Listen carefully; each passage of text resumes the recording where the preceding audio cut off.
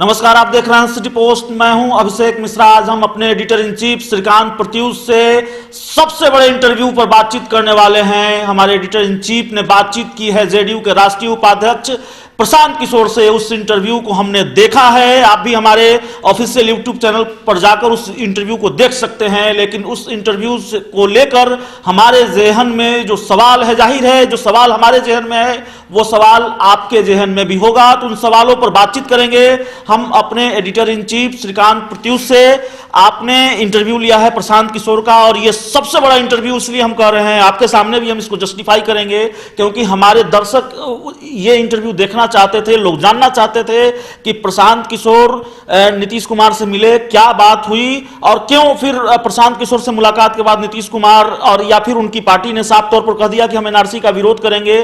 तो क्या कुछ बदल गया कल से लेकर आज तक? यह इंटरव्यू इसलिए जरूरी था। देखिए, जो इंटरव्यू में प्रशांत किशोर ने कहा है वो तो सबने देख लिया होगा, आपने भी देख लिया होगा, लेकिन उससे जुड़े हुए कई ऐसे पहलू हैं जिनको ना आपने देखा है और ना हम दिखा पाए हैं। सबसे बड़ी बात है कि नीतीश कुमार को इस्तीफा देने गए थे प्रशांत किशोर। 3 बार 2 घंटे की बातचीत के दौरान इस्तीफा की पेशकश की, नीतीश कुमार ने मना कर दिया। यानी नीतीश कुमार मना नहीं पाए प्रशांत किशोर को, प्रशांत किशोर ने नीतीश कुमार को मना लिया। समझ रहे हैं बात? यानी प्रशांत किशोर ने कहा कि कैब से ज़्यादा खतरा नहीं है, कैब के साथ जो एनआरसी है उसको इंटरलिंक्ड कर देने से खतरा है। दोनों को अलग अलग कर दिया जाए तो कोई खतरा नहीं है। तो अगर आप कैब का समर्थन कर रहे हैं तो एनआरसी का विरोध जरूर करिए। तो एनआरसी का विरोध हो जाएगा तो कैब का कोई मतलब ही नहीं होगा। कैब की जरूरत तो तब पड़ेगी ना जब आप कौन नागरिक है नहीं है उसकी जांच कर लेंगे, वो तो एनआरसी के तहत करेंगे। जब वो जांच ही नहीं होगी तो फिर नागरिकता देने और लेने की बात कहाँ से आएगी? तो दोनों बिल इंटरलिंक्ड हैं, दोनों एक दूसरे की ताकत हैं, और उसमें से एक बिल भी नहीं आएगा तो दूसरे बिल का कोई मतलब नहीं है। प्रशांत किशोर यही समझा चुके हैं नीतीश कुमार को कि आपका जो स्टैंड रहा है शुरू से कि एनआरसी की जरूरत बिहार में नहीं है, उसी स्टैंड पर कायम रही है। और शायद नीतीश कुमार ने हामी भी भर दी है, तभी प्रशांत किशोर इतने आत्मविश्वास के साथ कह रहे हैं कि नीतीश कुमार या उनकी पार्टी एनआरसी पर जो पहले उनका स्टैंड रहा है, जिस तरह से स्टैंड लेते रहे हैं उसी तरह से आगे भी लेंगे। यानी एनआरसी का जेडीयू विरोध करेगी। असम का भी उदाहरण दिया है। और अभी देखा आपने अशोक चौधरी का बयान आ गया, उन्होंने भी कहा कि एनआरसी का विरोध करेंगे, एनआरसी की जरूरत नहीं है बिहार में। तो जब माना जाए प्रशांत किशोर ने नीतीश कुमार को मना लिया, न कि नीतीश कुमार ने प्रशांत किशोर को मना लिया। और सबसे बड़ी बात यह है कि नीतीश कुमार से मुलाकात के बाद आप देखें कि नीतीश कुमार के खिलाफ कितना मोर्चा खुला हुआ था पार्टी में। आरसीपी सिंह से लेकर सब लोग उनके खिलाफ बोल रहे थे, उनको पार्टी से बाहर जाने की बात कर रहे थे। लेकिन नीतीश कुमार से मिलने के बाद प्रशांत किशोर जो पार्टी की गतिविधियों में सहयोग अभी नहीं कर रहे थे, कुछ दिनों से निष्क्रिय थे, सक्रिय हो गए हैं। आज दिन भर अपने दफ्तर में आईपैक के दफ्तर में पटना में बैठे रहे और मुखिया, सरपंच और जितने जनप्रतिनिधि हैं उनको ट्रेनिंग दे रहे थे कि कैसे चुनाव लड़ना है, कैसे चुनाव जीतना है। और आप जान लीजिए कि 2 लाख से ज़्यादा लोग उनकी जो कंपनी है, उनकी कंपनी नहीं कहेंगे, आईपैक जिस कंपनी से जुड़े हुए हैं उस कंपनी के पास 2 लाख से ज़्यादा लोगों के आवेदन आ चुके हैं जो राजनीति करना सीखना चाहते हैं, जो राजनीति के जो तरीके हैं, जो गुर है चुनाव जीतने के, उसको सीखना चाहते हैं। तो 2 लाख से ज़्यादा यूथ कनेक्ट हो गए हैं प्रशांत किशोर के साथ, आप ताकत समझिए। और उस पर कुछ काम नहीं कर रहे थे, वो उनसे मिल भी नहीं रहे थे, समय नहीं दे रहे थे। आज से मिलना शुरू कर दिया, काम करना भी शुरू कर दिया, और नए साल में उस सारे 2 लाख लोगों से मिलेंगे, कनेक्ट होंगे सीधे आमने सामने। मतलब वो सक्रिय हो गए फिर से नीतीश कुमार से मिलने के बाद। तो जरूर है कि कुछ पॉजिटिव बात हुई है। नीतीश कुमार से प्रशांत किशोर मिलने गए तो लोग कयास लगा रहे थे कि इस्तीफा देंगे और पार्टी से वो बाहर हो जाएंगे, लेकिन वो उल्टा हो गया। नीतीश कुमार से मिलने के बाद वो पार्टी में ज़्यादा सक्रिय हो गए हैं। तो प्रशांत किशोर मुझे लगता है कि ये बात समझाने में सफल रहे हैं कि एनआरसी का विरोध करना बहुत जरूरी है। क्यों जरूरी है, आपके जहन में सवाल उठ सकता है। देखिए, आप बार बार कहते रहे कि नीतीश कुमार अपने सेकुलर क्रेडेंशियल को लेकर चिंतित रहते हैं, और अगर वो एनआरसी का सपोर्ट करेंगे तो उनका वोट बैंक खराब हो जाएगा, अल्पसंख्यक दूर हो जाएंगे।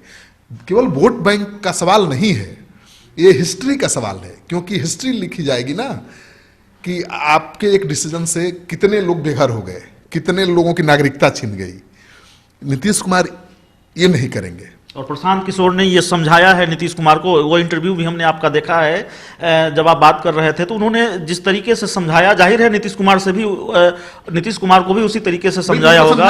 असम का उदाहरण दिया है कि इस डिसीजन से केवल वोट बैंक प्रभावित नहीं या फिर एक समुदाय प्रभावित नहीं होगा, इस डिसीजन से लाखों लोगों की नागरिकता चली जाएगी, लाखों लोगों का घर जमीन छिन जाएगा और ये बड़ा पाप आपके हिस्से में जाएगा। मैंने हिस्ट्री में आप को लोग ऐसे याद करेंगे। तो नीतीश कुमार तो अपने इमेज को लेकर और अपने सेकुलर क्रेडेंशियल को लेकर इतने चिंतित रहते हैं, भला वो कहाँ सपोर्ट करने वाले हैं। प्रशांत किशोर नीतीश कुमार को मनाने में कामयाब रहे हैं। एक सवाल है सर, 2 दिन पहले एक ट्वीट सामने आया था प्रशांत किशोर का। उन्होंने कहा था कि जो गैर बीजेपी राज्यों के मुख्यमंत्री हैं, जो गैर बीजेपी मुख्यमंत्री हैं, उनको देश बचाने के लिए आगे आना चाहिए। तो बिहार में तो एनडीए की सरकार है, नीतीश कुमार एनडीए के मुख्यमंत्री हैं। उन्होंने जिक्र किया था अपने ट्वीट में कि पंजाब के मुख्यमंत्री, पश्चिम बंगाल के मुख्यमंत्री और केरल के मुख्यमंत्री देश बचाने के लिए आगे आए हैं, और जाहिर है सीएबी और एनआरसी को लेकर उनका यह ट्वीट था। कल जब प्रशांत किशोर नीतीश कुमार से मिलते हैं तो क्या ये मान जाना चाहिए कि केरल, पश्चिम बंगाल और पंजाब के बाद उन्होंने देश बचाने के लिए बिहार के मुख्यमंत्री को भी मना लिया है इस लिस्ट में नीतीश कुमार? बिल्कुल, आप देखिए जो गैर बीजेपी शासित राज्य हैं वहाँ के मुख्यमंत्रियों से उन्होंने अपील की थी। और ठीक है, यहाँ बीजेपी और जेडीयू की सरकार है, लेकिन बीजेपी की सरकार तो नहीं है। नीतीश कुमार बीजेपी के नेता तो नहीं है, और कभी नहीं चाहेंगे प्रशांत किशोर या नीतीश कुमार भी नहीं चाहेंगे कि बीजेपी अपने एजेंडे पर आगे बढ़े, क्योंकि नीतीश कुमार को अपने सेकुलर क्रेडेंशियल और अपने हिस्ट्री की चिंता है ना, दूसरे की चिंता थोड़े करेंगे। और नीतीश कुमार केवल वोट बैंक के लिए या फिर सत्ता के लिए अपने इमेज के साथ मुझे नहीं लगता है कि कोई कॉम्प्रोमाइज करेंगे। और प्रशांत किशोर को ऐसा ही लगता है, बातचीत के बाद जिस तरह से वो आत्मविश्वास के साथ कह रहे हैं कि उनकी पार्टी एनआरसी का विरोध करेगी, उससे तो यही लगता है कि नीतीश कुमार एनआरसी का विरोध करेंगे। उनके मंत्री ने बयान दे दिया, अशोक चौधरी ने। अब नीतीश कुमार भी जन जीवन हरियाली कार्यक्रम से जब फ्री होंगे तो उनकी प्रतिक्रिया भी आ जाएगी। तो एनआरसी को लेकर बड़ा बवाल होने वाला है बीजेपी जेडीयू के अंदर, क्योंकि एनआरसी का विरोध मतलब कैब का भी विरोध, मतलब कैब का कोई मतलब ही नहीं रह जाएगा। बीजेपी को भरोसा है कि सीएम नीतीश कुमार एनआरसी का भी समर्थन करेंगे। ये बात हम इसलिए कह रहे हैं क्योंकि आज डॉक्टर संजय जायसवाल जो बिहार बीजेपी के प्रदेश अध्यक्ष हैं, उनका बयान भी सामने आया है। उन्होंने कहा है कि हमारी राय अलग होती है, किसी मुद्दे को लेकर जेडीयू की राय अलग होती है, इसलिए तो हम अलग अलग पार्टी हैं। एनआरसी को लेकर हम नीतीश कुमार से बात करेंगे, पहले भी उन्होंने कई मुद्दों पर हमारा साथ दिया है, उम्मीद है इस मुद्दे पर भी देंगे। मान जाएंगे। नागरिकता संशोधन बिल और एनआरसी में बहुत अंतर है। बीजेपी कह रही है कि हम जो बिल लेकर आए हैं उसमें किसी की नागरिकता छीन नहीं रहे हैं, हम नागरिकता देंगे, हम दे रहे हैं। सच है कि उस बिल के जरिए किसी को नागरिकता दी जाएगी, छीनी नहीं जाएगी। लेकिन किसको दी जाएगी? मुस्लिम को छोड़कर बाकी सबको दी जाएगी, अल्पसंख्यक को नहीं दी जाएगी। तो वही तो प्रशांत किशोर कर रहे हैं कि ये बिल जो है भेदभाव वाला है, धर्म के आधार पर भेदभाव करता है। क्यों मुस्लिमों को छोड़कर बाकी सबको दी जाएगी? और जब एनआरसी लागू नहीं होगा, जब ये जांच ही नहीं, पड़ताल ही नहीं होगी कि कौन नागरिक है कौन नहीं है, तो फिर नागरिकता देने और छीनने की बात कहाँ से उठेगी? तो दोनों बिल एक दूसरे से इंटरलिंक्ड हैं। एक बिल के बिना दूसरा बिल इनइफेक्टिव है। तो दोनों में से किसी बिल का जेडीयू विरोध करता है तो समझिए कि दोनों बिल खटाई में, कोई उसका असर नहीं होगा, इम्पैक्ट नहीं होगा। तो मुझे लगता है कि प्रशांत किशोर काफ़ी आश्वस्त हैं कि नीतीश कुमार को वो मना चुके हैं, और नीतीश कुमार का पार्टी का पहले से भी स्टैंड रहा है। पार्टी के नेता कहते रहे हैं कि बिहार में एनआरसी की जरूरत नहीं है। तो मुझे लगता है कि एनआरसी का जेडीयू विरोध करेगी और इसको लेकर बीजेपी का संकट बढ़ने वाला है। आखिरी सवाल है सर आपसे, एनआरसी को लेकर कल से लेकर आज तक 4 बेहद महत्वपूर्ण बयान सामने आए हैं। प्रशांत किशोर नीतीश कुमार से मिलते हैं, ये कहते हैं कि सीएम ने वादा कर दिया है एनआरसी बिहार में नहीं लागू होगा। आज अशोक चौधरी का बयान सामने आ जाता है, वे कहते हैं कि बिहार में एनआरसी नहीं लागू होगा। प्रशांत किशोर का एक दूसरा बयान जो आपके इंटरव्यू में सामने आया, वो सामने आया असम का उदाहरण देते हुए, कहा कि एनआरसी खतरनाक है, बिहार में तो लागू होना ही नहीं चाहिए। और एक बयान बीजेपी के प्रदेश अध्यक्ष डॉक्टर संजय जायसवाल का सामने आता है, वो कहते हैं कि हम नीतीश कुमार को मनाने की कोशिश करेंगे, बातचीत करेंगे। और एक और महत्वपूर्ण बयान सामने आता है चिराग पासवान का, लोजपा के सुप्रीमो हैं, बिहार में बीजेपी की सहयोगी है लोजपा।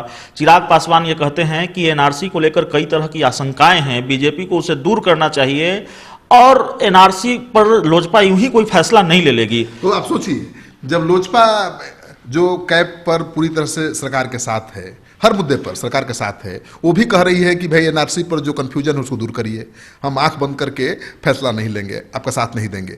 तो नीतीश कुमार भला कैसे आंख मूंद करके फैसला ले लेंगे समर्थन का? नहीं लेंगे।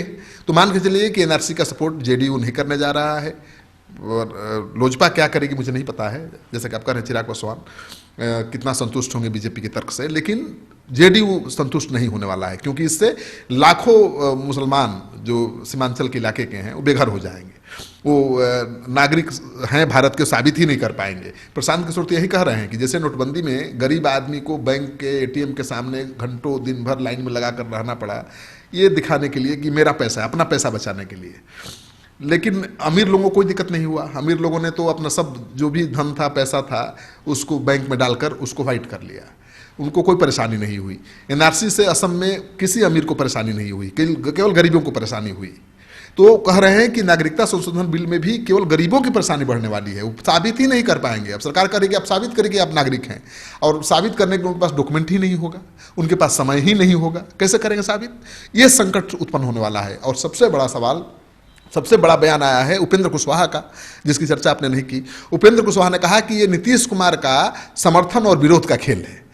उनका सीधा इशारा ये है कि नीतीश कुमार की रणनीति है कि पार्टी सपोर्ट कर दे कैब को और बाकी पार्टी के नेता विरोध करें। यानी प्रशांत किशोर नीतीश कुमार की रणनीति पर काम कर रहे हैं। दरअसल उनको ये आशंका है कि बीजेपी विरोधी पार्टियों की मदद करके प्रशांत किशोर, आप देख लीजिए ना, जितना साउथ ईस्ट नॉर्थ सारे हर जगह के मुख्यमंत्रियों से जो बीजेपी के विरोधी हैं उनके लिए काम कर रहे हैं प्रशांत किशोर। ममता से बहुत करीब हैं, कांग्रेस से तो करीब हैं ही, जगन रेड्डी से करीब हैं, डीएमके लिए भी काम करेंगे, और आप देखिए दिल्ली में अरविंद केजरीवाल के लिए काम करेंगे। तो बीजेपी की जितनी विरोधी पार्टियां हैं उनके लिए काम कर रहे हैं, उनके साथ कनेक्ट हो रहे हैं। तो 2024 को ध्यान में रखकर नीतीश कुमार ये रणनीति बना रहे हैं पीएम बनने के लिए। यानी 2024 में जब मोदी के विकल्प के रूप में किसी को लाना हो तो नीतीश कुमार आ जाएं और उनको समर्थन मिल जाए सारे राज्यों के मोदी विरोधी मुख्यमंत्रियों का। ये रणनीति है उपेंद्र कुशवाहा का कहना है, मेरा नहीं कहना है। प्रशांत किशोर से भी मैंने सवाल पूछा था कि कहा जा रहा है कि मुख्यमंत्री नीतीश कुमार को 2024 में प्रधानमंत्री बनाने की रणनीति के तहत आप काम कर रहे हैं। तो उन्होंने कहा कि मेरी इतनी हैसियत कहाँ है, और अभी तो प्रधानमंत्री बने हैं मोदी, अभी तो 5 साल उनको रहना है, और अभी जेडीयू का ऐसा कोई एजेंडा नहीं है कि प्रधानमंत्री बनना है या बनाना है। तो उन्होंने इनकार कर दिया। लेकिन विपक्ष तो यही कह रहा है कि नीतीश कुमार एक सोची समझी रणनीति के तहत विरोध और समर्थन का खेल खेल रहे हैं।